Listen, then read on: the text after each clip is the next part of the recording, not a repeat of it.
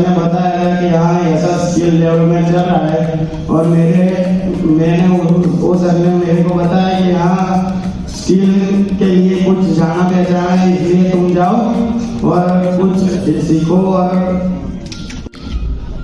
मुंह से वचन ही नहीं निकल रहा है। मैं सर से बात कर रहा था कि समय की पाबंदी है, तो कम समय में ये कार्यक्रम पूरा किया जाए। हम जरूर सेंटर घूमना चाहेंगे और जो आगे बैठे हुए स्टूडेंट्स, उसमें से एक दो स्टूडेंट्स की स्टोरी सुनना चाहिए। आप लोग को याद होगा जब आप पहली बार मेरे साथ मुलाकात किए थे, एडीएस फाउंडेशन के बारे में मैंने पूछा था ऐसा नाम क्यों दिया गया।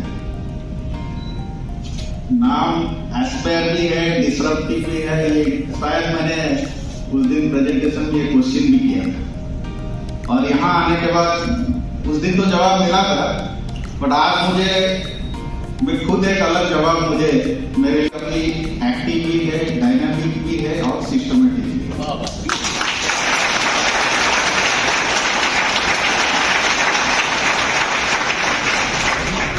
जैसे बोला गया ये सेंटर विजिट करने के लिए मेरे दिमाग में तुरंत आया कि आज हमारा प्रोजेक्ट्स की सभी जीएम एक मीटिंग अटेंड करने के लिए हमारे ऑफिस में आए हुए थे। तो मैंने सोचा क्यों नहीं ये मौके का लाभ उठाया जाए, और जो जनवरी 1 से हमारा जीएमडीसी की जो प्रोजेक्ट एरिया है, वहाँ से ये प्रोजेक्ट सामर्थ्य के नाम से जो स्किल डेवलपमेंट ट्रेनिंग प्रोग्राम, और ये ट्रेनिंग प्रोग्राम सिर्फ ट्रेनिंग प्रोग्राम नहीं है, ये एम्प्लॉयमेंट ओरिएंटेड ट्रेनिंग प्रोग्राम। 3-6 महीने के ट्रेनिंग प्रोग्राम लेके बाद में उनको प्लेसमेंट भी